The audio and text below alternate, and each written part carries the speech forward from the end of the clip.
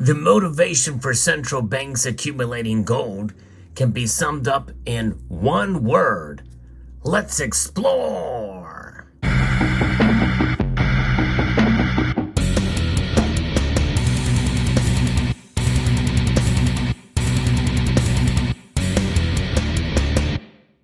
Protection. That's it. That's all you need to know as to the motivation and the reason why central banks purchase gold. And it's the same reason why you and I should accumulate gold as well. But I will explain a little bit further as we get into a little bit of the details of some of the motivations. And I'm going to explain this carefully crafted arrangement of precious metals that you see before you here. But if you enjoy content like this, where I talk about precious metals, central banking, the economy, I hope you will consider pressing that thumbs up button down below and also subscribing to the channel. And I appreciate every viewer that takes their time to watch these videos. So what is up with this display that you see before you here? This is based off of a bar chart. Yes, indeed, from data compiled by the World Gold Council as displayed at visualcapitalist.com. I'm going to post a link in the description below to the piece that shows this infographic. It is quite remarkable, but I figured it might be kind of more interesting to see it in actually stacked coins that represent what's going on here. Because if you look over the past couple of decades, you will see a trend that for most of that time, central banks have been net sellers of gold instead of buyers of gold. The selling of gold is represented by the pieces stacked up here that you see before you on the left in silver. And dating all the way back to 1992, they have sold quite a bit of gold as measured in the 800 in tonnage. So the most they've sold, we've seen about 600 tons sold in 1992 and also in 2005. And why is that? Well, central banks sold gold during the late 1990s amid generally good macroeconomic conditions. And we also saw a prolonged dip in gold prices. Many of us may remember that in 2002, I believe, it was Prime Minister Gordon Brown sold off a lot of gold from the Central Bank of England at the lowest that gold's price has been in quite some time. I think it was like $252 an ounce or somewhere thereabouts. It was well under $300 that he sold that gold for. And that's typically what happens. There wasn't a shift until about 2009 and 2010. And then we saw it dramatically rise up. Now, some of you may remember during that time, we saw gold prices go up to near record highs in about 2011. And since then, when the price has been up, well, you've seen more and more central bank gold buying. And in fact, that's what this represents on this side, is the increase in gold purchases. And this stack represents 1 year, 2022. You may have heard me talk about it on this channel quite a lot, about the record gold buying, the most since 1967. Pretty remarkable. That's pretty amazing. So that's exactly what happened. This is the fastest pace of gold buying in 2022 since 1967. By the way, 1967 is a very special year because that was the very first year of the modern gold bullion program from the South African Krugerrand was issued that year as a 1 ounce gold bullion piece, the first of its kind. And it's pretty remarkable to see available. Of course, you know, it wasn't until 1986 when we had the gold eagles, but that is now the most popular gold bullion coin in the world. But I digress. And 1/5 of all the gold ever mined is held by central banks. But you know who holds the most gold it's the people around the world. But largely, a lot of gold is held in India and China, for sure, as far as per capita, and also Turkey. Besides investors and jewelry consumers, central banks are a major source of gold demand. And the record gold purchases of 2022 are in stark contrast to the 1990s and early 2000s, when central banks were sellers of gold. And there's a reason why central banks buy gold, and you heard me give that reason earlier. It's about protection. You protect against a lot of different things, and it's a reason why we stack gold too. Let's take a look here at some of the gold here we have. We're just going to spread it out, and as you can see, but gold is a metal that certainly has stood the test of time. Long before there was this idea of central banking or any kind of banking, gold was valued and was utilized in transactions as a status symbol of wealth and all sorts of different things.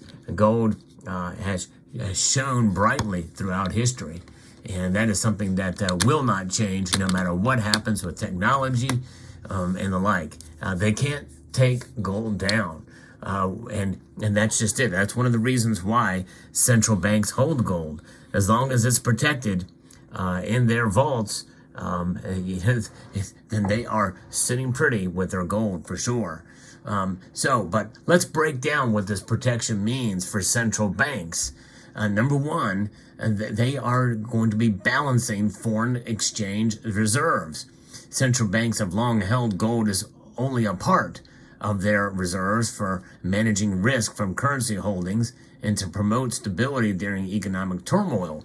Doesn't that sound familiar for most of us? When we stack and we hold gold, is to kind of balance against other things, and we hold other things. We're not in the business of holding foreign currencies typically. It's not like we're out there buying all these currencies and setting them aside and putting reserves in currencies. Typically, as a general population, we don't do that. We're not out there, other than what you see here, where I just buy these for fun. But nonetheless, this is not an investment by any stretch and not a diversification tool. But diversification is a form of protection. And when you have foreign exchanges, like a lot of these central banks do, that is their motivating factor. That's what it is. And it is about protection. It is about to manage the risk from currency holdings. They have to play that field in a sense when they take these different currencies on hand, and that's what it's about. And so that's why they do it, and that's why they will continue to do it, because you never know what's going to happen with a certain currency at a certain given amount of time. Especially currencies that you may have had and they weaken all of a sudden. Well, then you would diversify with other foreign exchange reserves and the like. But it's about stability during economic turmoil. And we hold gold to protect ourselves against our currency holdings, which typically will be the currency of your country, of your nation. For me, it's going to be the dollar. That is my exchange reserve. There it is. So, and then the next reason is against hedging against those currencies. Gold offers a hedge against the eroding purchasing power of currencies due to inflation. And when they say that, they're really referring to this dollar that I showed you here. The dollar is the top world reserve currency as measured by the IMF. Its strength is measured against other currencies measured in the IMF. And that strength is measured in something called the DXY, and that strength is something that has been pretty prominent in the last couple of years, especially as central banks around the world have been tightening, using monetary tightening policies, but amid inflation. And inflation is what is driving people, especially central banks, away from currency and more into gold, because gold acts as an inflation hedge. And that's just it. So it is stability against economic turmoil and a hedge against inflation. And that's really that attribute and that reason, just as the case with these central banks and what they do, the reason why they hold it is the exact reason why we indeed should hold it, which is why you've heard me talk about, as I mentioned in a video recently, to be your own central bank. That's right. The next option here, the next reason, is to diversify your portfolio. So diversification within foreign exchange reserves, balancing this foreign exchange reserves, you can also diversify within a portfolio of investments as well. So, and there's nothing wrong with people who invest in the markets. They see an opportunity there. It has an inverse correlation with the US dollar. And so the gold, when the dollar falls in value, gold prices tend to rise, protecting central banks from volatility. And you can think about it in terms of your investment portfolio with certain stocks. You have certain stocks that provide a bit more of a risk than other stocks. And so when you have something like that occur, then you must think about ways to protect yourself and hedge in that environment. And that's where gold can come into play. Gold provides a way to diversify from holdings in other asset classes, stocks, bonds, and anything else, including real estate too. Real estate has a risk to it, and as well as, real estate is not cheap to buy, and it is also not cheap to hold, because you have to pay taxes on that real estate. And with gold and silver, especially the way you buy it, and there's ways to avoid taxation on it legally to do that after you buy it, and even when you buy it, depending on how you buy it, depending on what state you live in or what country you live in. But again, you have to know your tax laws in those states. But you're far more protected, I think, and it's a good way to diversify during those times with gold. And there's a lot of value in a very small amount of space, and that's another reason. Storage cost for some, compared to silver, is quite small, for sure. And so that's obviously another reason as well too. So you're protected in that way. And so we saw that these banks were switching, and there were several reasons behind the selling, and which I would never encourage any of us to do during good macroeconomic conditions and a downward trend in gold price. Why would you sell when the price is down? Much like what Gordon Brown did. It's not a good thing. And due to strong economic growth, gold safe haven properties were less valuable, and low returns made it unattractive as an investment. And of course, central banks should never ever view gold as an investment, just like we should never ever view gold as an investment. No, it is a hedge. So yeah, when they look at it as an investment, they are misguided in their appreciation and assessment of the properties of gold and what makes gold great. So yes, indeed. So central bank attitudes towards gold started changing following the 1997 Asian financial crisis, which was regional. And they started shifting their focus. But those Asian countries indeed already had a history of gold appreciation through their culture. So it was a no-brainer that they started kind of making that shift and moving in the other direction. Although overall, net increase for all the central banks combined didn't start until much later in the Asian world. It started sooner. And then in the 2007 and 2008 financial crisis, which was global, and that affected everybody else. So since 2010, central banks have been net buyers of gold on an annual basis.